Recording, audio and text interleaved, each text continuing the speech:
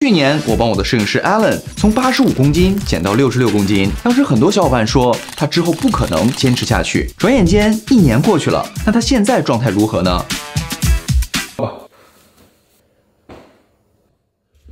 保持的不错，所以今天我们就一起来看一下他当时是如何减下来的，以及在这1年期间又是如何保持住的。同时，我还会对比2位从大基数体重减肥成功的小伙伴，来看看他们都有哪些值得我们学习的地方。那话不多说 ，Let's go。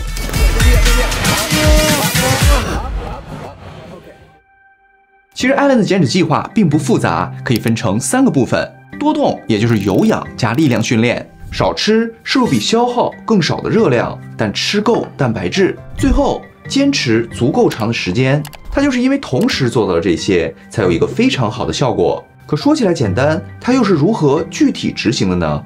要想知道这些细节，我们必须得从时间线上来一起回顾一下。2个半。长时间不运动的人，最大的问题并不是身体适应不了，而是心肺功能跟不上。所以一开始我只让 Alan 每天做10分钟左右的爬坡有氧，然后逐步增加难度，提高他的心肺功能，直到他能在做有氧时还能保持稳定的心率区间，也就是2周左右。再开始下一阶段。现在心率多少？138，加油啊！如果你也是新手或者长时间没有运动，也建议先从有氧开始，提高心肺功能。这里是我推荐的一些有氧方式，大家可以根据自己的情况进行选择。但我们的目标不仅仅是减重，而是让他在减脂的同时看起来更壮一些。所以在第16天，我不仅让他开始了力量训练，同时开始严格控制饮食，尤其是增加了蛋白质的摄入量。好吃吗，Alan？这挺好吃的，比我想象要好一些。这是他当时详细的训练计划，每周练5次，2天休息，每个肌群每周会做12组左右。而这是他当时1天的食谱以及3大营养素的摄入量，蛋白质分配给了每一餐，而碳水主要放在训练前后。因为食材种类非常个人化，大家可以参考饮食结构，但并不建议直接使用。随着时间的推移，他的体重会不断下降，我们也会不断增加有氧，减少碳水，增加蛋白质，保持甚至提高力量训练的强度，让它避免进入平台期。在Alan严格的执行下，不仅很快就看到了肌肉线条，而且力量也有所增长。相比于一开始做10分钟有氧都困难的他，现在可以很轻松地完成每天的训练任务。尽管在过程中他也经历过生病、出远门等客观因素的影响，但他都能够很好地按计划执行。就这样，一直到了最后1天。脱吧。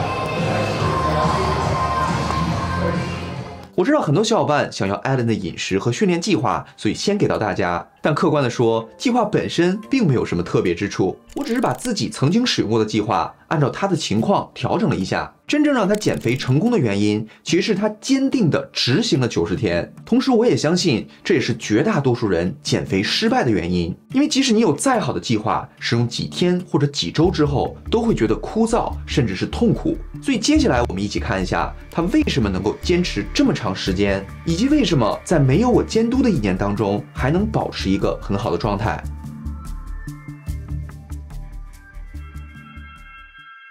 也许很多人以为减肥成功并保持住的人都是意志力比别人更强，其实并不是这样。纽约大学著名的心理学家 Jonathan Haidt 对此有一个非常好的解释。We are like a small boy sitting on the back of a large elephant. The small boy is conscious reasoning, and the elephant is everything else that we're not aware of. 他认为人类的任何行为都是由2个系统同时决定的，理智系统和情绪系统。理智系统就像是一个骑手，它可以决定我们往哪个方向走，而情绪系统则像是一头大象，是它给了我们行动的动力。骑手可以指引或者安慰大象往一个方向走，但如果大象不同意，无论骑手如何努力，都无法强迫它行动。我们以为骑手是真正的自己，但其实任何决定背后都是由大象这个情绪系统来主导的。举个简单的例子，比如说我们健完身回到家后，理智告诉我们，想让健身有效果，就必须得吃沙拉，但情绪却告诉我们，你已经这么努力了，为什么不能吃披萨奖励一下自己？是你会怎么选呢？常年减肥的小伙伴肯定知道，也许你可以靠意志力强迫自己运动，但吃什么，很多情况下都是由情绪来主导的。那我们该怎么做才能控制住这头大象，减肥成功呢？根据《Switch》这本书里说，任何的行为改变都需要同时做到3件事儿：告诉骑手明确的方向，鼓励大象自主行动，以及排除路上的一切障碍。所以首先我们要让骑手知道去哪儿。对于减肥来说，就是要制定一个精确到数字的目标。在 Allen 减脂前，我们就有一个非常明确的方向，90天内看到腹肌，也就是从30%的体脂减到15%左右。那么在保持肌肉量不变的情况下，他需要每天减0.2公斤左右。所以一上来，Allen 就知道自己每天的目标是什么，非常明确。同时，我还大大减少了 Allen 的食物选择，因为对于新手来说，最大的敌人其实是不确定性，越少的选择越能增加他的行动力。如果大家不确定吃什么，可以参考我之前健康餐的视频。紧接着，我们还需要帮大象扫清路上的障碍。除了我们平时可以把冰箱里的垃圾食品清走，把有糖换成无糖饮料，把大盘子换成小盘子等等这些细节之外，同时我发现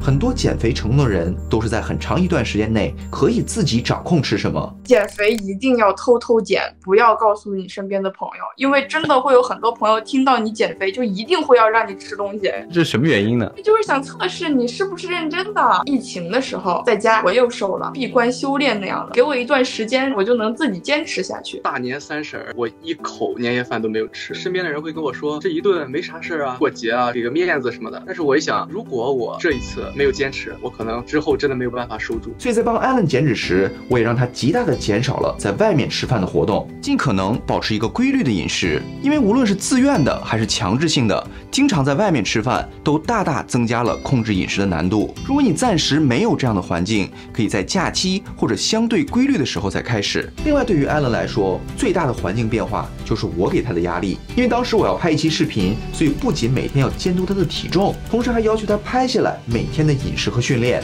这又给了他额外的动力。所以另一个改变环境的方法就是记录自己的变化，发在社交媒体上，让我们一起来监督你。最后也是最重要的一点，就是我们要鼓励这头大象自发的往这个方向走。为什么要开始减肥的吗？就是因为爱情。到大学的时候认识了一个男生，因为很喜欢，但是也知道那个样子的自己别人是不会喜欢的，觉得我必须要去做这件事情。因为很羡慕别人的身材，能穿很漂亮的衣服啊，能有很多女孩子喜欢他们，我想要变成他们那种样子。大家看到2位成功减肥的小伙伴都不是通过理智分析做出的改变，而是由情绪引导的。因为大象本身并不是一种情绪，而是所有情绪的集合体。所以当想要改变的情绪大于想要吃东西或者不想运动的情绪时，不需要骑手指引，大象也会自发的往这个方向走。尽管这些情绪的来源很多都是不可控的，比如基因原因、环境原因等等，但我个人认为还有一个主动帮大象找到动力的方法。那你哪来的动力要保持身材呢？装逼。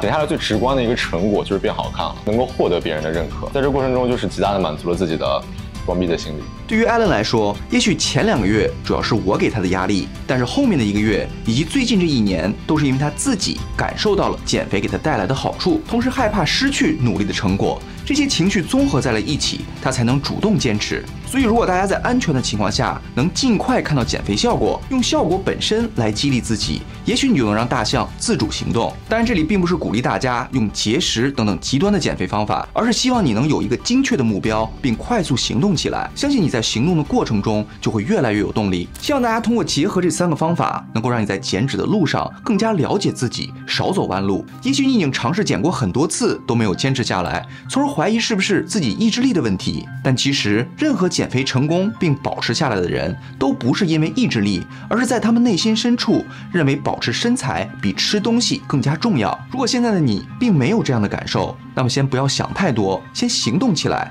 这样你就会有更多的机会去获得这种动力。那今天视频到这里，咱们下期再见，拜拜。